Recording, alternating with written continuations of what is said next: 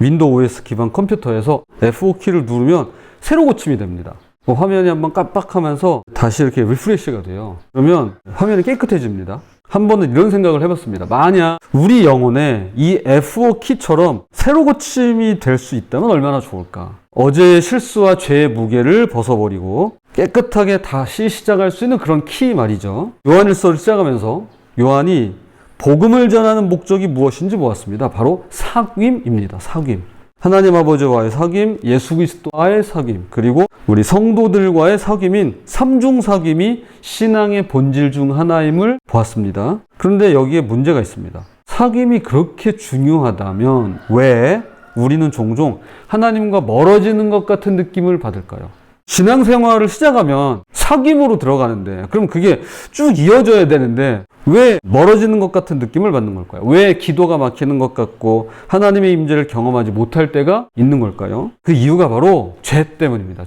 죄가 우리와 하나님 사이를 가로막기 때문에 그러합니다. 그러므로 참된 사귐을 회복하려면 가장 먼저 이 죄 문제가 해결되어야 합니다. 마치 컴퓨터 화면에 우리가 F4키를 통해서 다시 정상화되듯이 우리 영혼에도 죄로 인해 막힌 관계를 다시 새롭게 회복시키는 방법이 있으며 그것이 바로 이 새로 고침을 통해서 일어나는 것입니다. 그리고 다시 사귐으로 들어가는 것이죠. 그럼 누가 참으로 하나님과 사귐을 가질 수 있을까요? 많은 사람이 나는 하나님과 사귐이 있다라고 주장하는데요. 이것을 어떻게 알 수 있을까요? 오늘 세 가지로 함께 살펴보도록 하겠습니다. 자, 첫 번째, 하나님과 사귐이 가능한 이유입니다. 5절, 우리가 그에게서 듣고 너희에게 전하는 소식은 이것이니 곧 하나님은 빛이시라 그에게는 어둠이 조금도 없으시다는 것이니라. 요한이 예수님께로부터 직접 들어서 전하는 소식의 핵심은 하나님은 빛이시며 그분에게는 어둠이 조금도 없다라는 선언이었습니다. 이것은 단순한 시적 표현이 아니죠. 하나님의 본성에 대한 가장 정확한 신학적인 정의이자 동시에 우리가 하나님과 사귐을 가질 수 있는 근본적인 이유가 됩니다. 그러니까 사귈 수 있는 하나님과의 사귐이 가능한 이유는 나에게 있지 않고 그분에게 있습니다. 빛의 특성을 한번 생각해 보겠습니다. 빛은 투명합니다. 숨기는 게 없죠. 또한 빛은 정직합니다. 있는 그대로를 드러냅니다. 그리고 빛은 순수합니다. 더러운 것과 섞이지 않으면서도 더러운 것을 깨끗하게 정화시킵니다. 하나님이 바로 그런 분이시라는 겁니다. 그분에게는 이중성이 없고 속임수가 없고 불순한 동기가 전혀 없으십니다. 선하시죠. 항상 선하시죠. 그래서 예수님께서도 하나님 한 분만이 선하시다 라고 말씀하시고 있죠. 영지주의자들은 빛과 어둠을 완전히 분리해서 생각했습니다. 그들에게 영적인 것은 선하고 물질적인 것은 악했습니다. 그래서 영적인 깨달음만을 추구하면서 현실에서 어떻게 살든 상관없다고 보았던 것입니다. 빛의 영역과 어둠의 영역이 서로 만날 수 없다고 봤기 때문이죠. 그러나 요한은 정반대로 선언합니다. 하나님은 온전히 빛이시기 때문에 우리와 사귐을 원하신다는 것입니다. 빛이신 하나님은 우리의 모든 어둠을 다 아시면서도 우리와의 관계를 포기하지 않으십니다. 오히려 이 어둠을 빛으로 변화시키기를 원하시죠. 그리고 우리를 빛 가운데로 이끌어 가시기를 원하십니다. 그래서 빛으로 오셨습니다. 빛 가운데로 나오기를 바라고 원하십니다. 즉 우리를 있는 모습 그대로 사랑하시지만 우리를 있는 모습 그대로 놔두지 않으십니다. 그러므로 이것이 우리에게 커다란 희망이 되는 이유는 우리가 아무리 연약하고 부족하고 그럼에도 불구하고 하나님은 우리 한 사람 한 사람을 결코 포기하지 않으시기 때문이라는 것입니다. 그래서 주님께 나아갈 수 있고 사귐이 가능한 것입니다. 그런데 문제가 있습니다. 과연 누가 빛이신 하나님과 사귐을 갖고 있다고 말할 수 있는 걸까요? 나 하나님과 사귀고 있어. 하나님과의 사귐이 있어 라고 누가 말할 수 있는 걸까요? 두 번째는 하나님과 사귐을 방해하는 거짓 주장들이 있습니다. 요한은 본문에서 만일 우리가 라는 표현을 5번에 걸쳐서 반복해서 사용합니다. 이건 우연이 아니죠. 그는 의도적으로 이 표현을 사용해서 영지주의자들의 거짓 주장들을 하나하나 조목조목 반박합니다. 당시 그들은 하나님과의 사귐을 독점한 것처럼 말했습니다. 자신들만이 특별한 영적 지식을 가졌고 자신들만이 죄에서 자유로워진 특별한 존재라고 포장했습니다.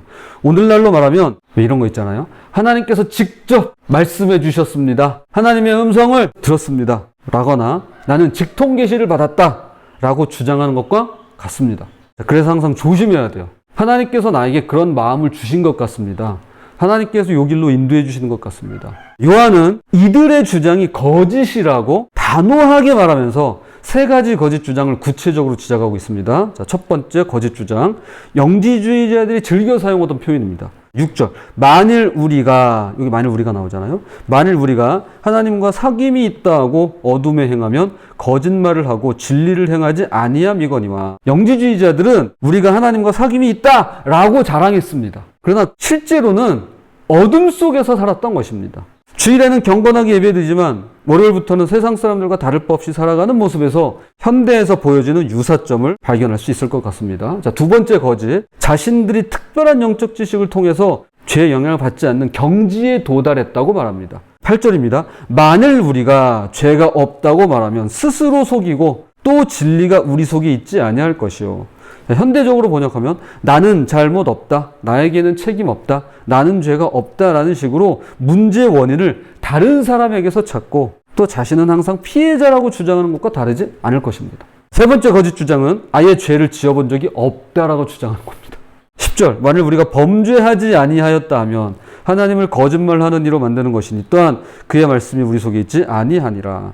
이것에 대해 요한은 하나님을 거짓말하는 분으로 만드는 것이라면서 이것은 말씀을 알지도 지키지도 않는 정도가 아니라 아예 그 안에 말씀이 들어있지도 않은 모습이라고 강하게 비판합니다. 이 세 가지 거짓 중의 공통점은 모두 말로만 하나님과의 특별한 관계를 자랑하면서 실제로는 책임을 회피하고 있는 태도를 보여줍니다.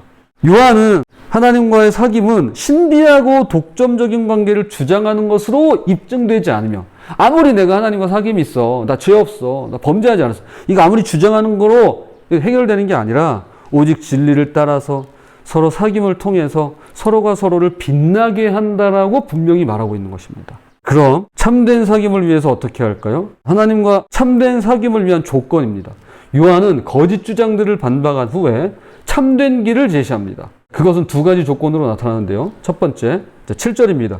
그가 빛 가운데 계신 것 같이 우리도 빛 가운데 행하면 우리가 서로 사귐이 있고 그 아들 예수의 피가 우리를 모든 죄에서 깨끗하게 하실 것이요. 빛 가운데 행하는 것이 하나님처럼 완전하게 산다는 말은 아닙니다. 불가능합니다. 이 말은 하나님 앞에서 투명하게 살고자 노력하는 것입니다. 속이지 않고 숨기지 않고 정직하게 살고자 애쓰는 것입니다. 놀라운 건 이렇게 살아갈 때 두 가지 결과가 나타나는데요. 하나는 우리가 서로 사귐이 있다 이며 또 하나는 그 아들 예수의 피가 우리를 모든 죄에서 깨끗하게 하신다라는 것입니다. 완벽하게 살 때 사귐이 있는 게 아니라 숨기지 않고 속이지 않고 정직하게 살고자 빛 가운데로 나아갈 때 그때 사귐이 있다. 그리고 예수 그리스도의 피가 우리를 모든 죄에서 깨끗하게 하실 수 있다라는 것입니다.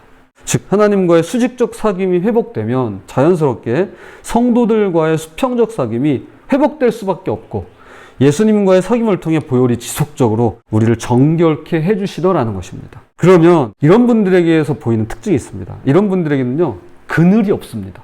빛 가운데 행함으로써 서로 사귐이 있고 예수 그리스도의 피가 죄를 깨끗하게 씻어주시니까 뭔가를 숨기고 가리고 하는 그런 음흉함이 없습니다. 진실되고 정직할 수밖에 없습니다. 두 번째 조건은 9절입니다. 만일 우리가 죄를 자백하면 그는 미쁘시고 의로우사 우리 죄를 사하시며 우리를 모든 불의에서 깨끗하게 하실 것이요. 바로 여기에 새로 고침의 비밀이 있습니다. 자백한다는 말은 헬라어로 호물로게오인데요. 이것은 같은 말을 하다라는 뜻을 가지고 있습니다. 하나님께서 우리 죄에 대해서 이 말씀을 하시면 우리 또한 그 같은 말을 한다는 것입니다. 즉 변명하지 않고 핑계대지 않고 하나님 앞에서 정직하게 인정한다는 뜻입니다. 예, 맞습니다. 제가 이런 죄를 지었습니다. 제가 하나님 앞에서 이런 범죄를 저질렀습니다. 라고 말이죠. 그럴 때 하나님은 두 가지 성품으로 응답하시는데요. 먼저 미쁘시고 즉 신실하시고 그리고 의로우십니다. 그러니까 공의로우십니다. 예수님께서 우리 죄를 위해 십자가에 죽으셨기 때문에 공의를 행하심과 동시에 우리를 용서해 주실 수 있는 것입니다. 그 결과도 두 가지인데요. 우리 죄를 사하시고 우리를 모든 불의에서 깨끗하게 하십니다. 이것이야말로 진정한 새로 고침이죠. 죄를 사하실 뿐만 아니라 죄의 원인을 제공하는 불의까지도 깨끗하게 하십니다. 이게 빛 가운데 나아가는 모습입니다. 어둠에 머물러 있지 아니하고 계속해서 빛 가운데로 행하는 것입니다. 컴퓨터의 새로 고침의 경우는 그냥 화면만 깨끗하게 할 뿐이겠지만 하나님의 새로 고침은 우리의 마음과 양심 그리고 수직적, 수평적, 인격적인 관계까지도 모두 새롭게 하시고 고쳐주시는 그런 온전한 새로 고침이 되어주시는 것입니다. 자, 말씀의 결론을 맺겠습니다. 제가 조던 피터슨이라고 하는 토론토 대학의 임상심리학자 교수 무신론자들하고 공개적으로 토론하는 내용이 있어요. 근데 제가 그 중에 한 여학생이 나와가지고 자신은 죄를 믿지 않는다고 주장하는 겁니다. 그러면서 우리가 하는 모든 행동은 환경과 상황과 처지와 형편에 따른 실수일 뿐이지 이건 죄가 아니다. 그러면서 하는 말이 왜 그 죄로 인해서 사후까지 책임을 져야 하냐는 주장이었습니다. 딱 영지주의의 모습이에요.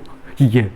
여기서 짓는 죄 무슨 상관이냐는 거예요. 죄를 싫어하고 죄를 거부하고 죄를 인정하지 않는 전형적인 패턴이죠. 그리고 오늘날에 보여지는 영지주의적인 모습입니다. 그때 이 피터슨 교수가 이런 말을 합니다. 속죄라는 건 당신 자신과 세상과의 분열을 통합하는 걸 의미해요. 그러려면 제일 먼저 해야 할 건 자기가 무엇을 잘못했는지 알아내고 인정하는 겁니다. 그것이 자백입니다. 여러분 바로 이겁니다. 우리 안에는 분열이 있어요. 정신분석에서는 정신분열이라고 표현하죠. 하나님과의 분열, 사람과의 분열, 자기 자신과의 분열이 있습니다. 우리는 분열을 느껴요. 이 분열을 통합하고 치유하는 것이 바로 정직한 고백, 자백이라는 것입니다. 그래서 통합이 사귐이고요. 자백을 통해서 새로 고침할 수 있는 겁니다. 이것이 오늘 우리가 발견하게 되는 하나님과의 사귐 그리고 새로 고침입니다. 죄를 짓는 것도 큰 문제지만 더 큰 문제는 죄를 회개하지 않는 것이죠. 역사적인 측면에서 인류가 멸망한다면 그것은 인류의 죄악을 회개하지 않았기 때문일 것입니다. 회개하지 않기 때문일 겁니다. 또한 개인적인 측면에서 나 자신이 망하게 된다면 그것 또한 내가 죄를 회개하지 않아서일 것입니다. 2000년 전 영지주의자들 그리고 오늘날 디지털 영지주의에 빠진 자들을 반면교사 삼았으면 좋겠습니다.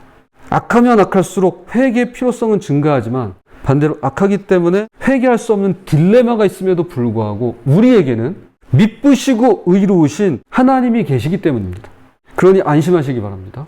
부디 빛이신 주님을 따라 빛 가운데 거하며 언제라도 우리 자신의 죄를 자백하고 분열을 통합하고 온전한 사귐을 이루어 가시는 저와 여러분이 되시기를 주님의 이름으로 부탁을 드립니다.